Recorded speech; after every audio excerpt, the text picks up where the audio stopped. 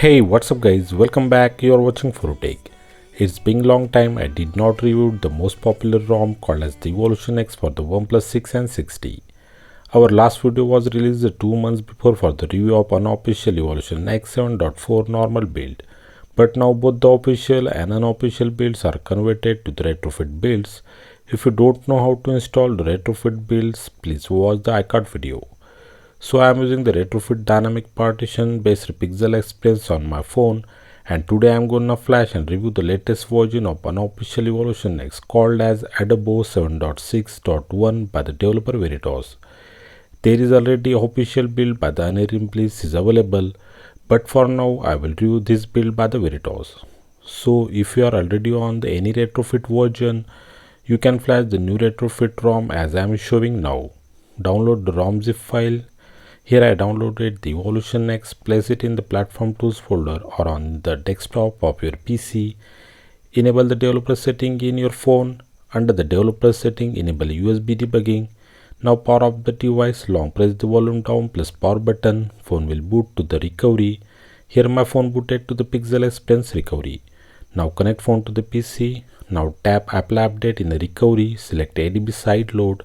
If you are using the dynamic partition supporting TWRP recovery, then tap Advanced and select ADB side load.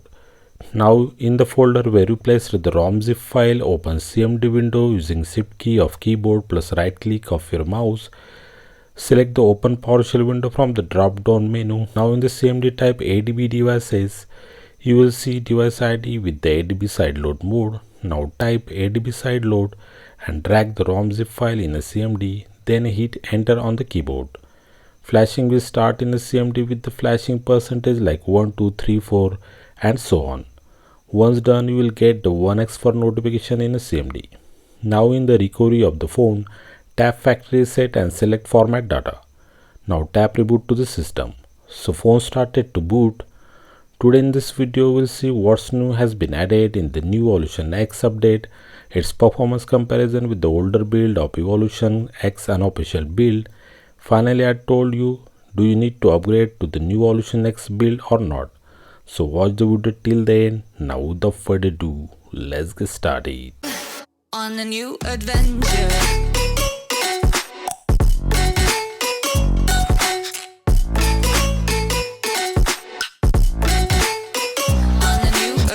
Finally phone booted to the old and the familiar boot animation of Evolution X. As we did the clean flash, I need to go through the initial setup.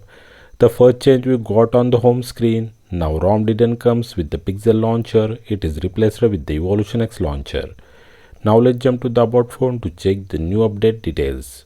ROM is based on the Android 13 with the same material clocked Easter egg. Evolution X version is adobo 7.6.1 built on the 15th Feb 2023. It has the same signature Easter egg of Flying Evolution X logo. Security patch is updated to the 5th Feb 2023. So the new build with the March security patches will be available soon after 5th March. The biggest surprise is that this unofficial build comes with the official Evolution X kernel by the OnePlus 6 community. Its version is 4.9.337, built with the latest Clang 2 Chain 14. Build date of ROM is 15th Feb 2023. Developer is Weristos, who is maintaining the unofficial builds with some add-ons in the original builds. Kernel is enforcing, so most of the things are updated to the latest sources in this new update. Now first we will check the performance of this new build. There are lots of underhood changes and stability improvement has been done by the developer in this build. We will feel that difference. Everything is gliding on the fingertips, apps opening, closing, switching between applications. Overall animations felt buttery smooth. I enabled the show FPS setting under the OnePlus setting, and device FPS remains mostly near to the 60 FPS. Only when device is not in use, screen FPS goes down immediately to the lowest value, which is very good battery saving approach even for the some applications like the camera and YouTube video playback. Screen FPS remains at 60 FPS when device is in use. Then I did the Geekbench performance check and I got the amazing results of 557 and 1940. If you compare this with the last unofficial 7.4 version, there we got the score of 508 and 1923. so slight improvement has been found in the current build, which is negligible. Later ran the OpenGL graphics API test and I got the score of 2020. On the older build, we didn't check the OpenGL graphics performance. Next, I did the Vulkan graphics API test and I got the score of 1940, while for the old build, there we got the score of 2030. So the latest update has the slight drop in Vulkan graphics performance, but it's negligible. So everything seems amazing for this new update. Overall numerical and real life performance is closer to the older version. Now let's check out the changelog. This build comes with the F2FS file system support. This is the most popular file system which has the great read-write speed as compared to the older ext4 file system. Even the other OEMs like the Samsung introduced their own file systems, but still F2FS is popular file system available for the latest devices, which is giving better read-write speed. So opening some files within the applications or in the system is accessible very fast. Like opening pictures in the Photos applications or opening some files in the file manager seems faster. Developer Weristos has added his own add-ons like the F2FS file system, which is not available in the original builds. Again, he added some vibration QoS drivers from the C Android ROM, but we can't notice the visible difference between the old and the current drivers' haptic feedbacks for the vibration, but they are feeling more softer now. Developer added some applications from the linageos ROM like the audio effects and the voice recorder application. We didn't get the Moto Dolby in this build, but the audio effects is the good sound enhancement application.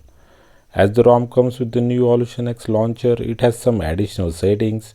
In the home setting of the launcher, we get the double tap to sleep on the home screen. It's working perfectly without any issues. Next, we get the advanced at-a-glance widget like Pixel devices.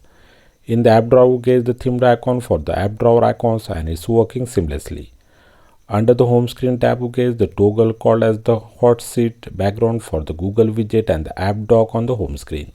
It's nothing but the tinted glass background for the application dock and the Google Assistant widget. Under the recent setting of the launcher, we get the memory info toggle. We can increase or reduce the opacity of the recent panel. We can add different multiple options like the screenshot, lens and the clear all in the recent panel. Under the miscellaneous setting, we get the taskbar setting. In the previous version, taskbar is available, but it's buggy and not stable. But now in this build, it seems more stable. We get the different app shortcuts if we long press on the icons in the taskbar. We get the app drawer button to access the app drawer anywhere in the system. We can minimize the taskbar by long pressing the corner and it's working good without any issues. In the same setting, we get the hidden or the protected application option. Except these new add-ons, we get all the old customization that we already discussed in the older build that found under the Evolver tab of the setting. I only found one visible difference under the Themes tab. Here we get the different font for the clock on the lock screen. I especially liked this clock icon font, which looks cool on the home screen and on the always on display. We can change the color of this clock also. Instead of these features and the new add-ons, developer also added fully working OnePlus camera and the gallery app. It's also available in the official build. Developer also claimed that he fixed the unusual battery drain cause. I will report the battery life of this ROM after 2 days of extensive testing. These are only few changes I found as per the changelog and as per my own research. If you got any other visible difference, please tell me in the comment section. Except these other features are the same in the official and unofficial build. I didn't find any bugs in the ROM. Everything is absolutely fine. Only feature missing in this unofficial build is the OT updater, which is available in the official version. ROM having the amazing performance, bunch of the customizations. Weristos has added his own touch of features and the stability in this ROM, which is making this ROM special from the crowded place of the custom ROM. So I definitely recommend you to use this legendary custom ROM on your OnePlus 6 and 60. That's it for today guys. If you think this video helped you, then please do like and share this video.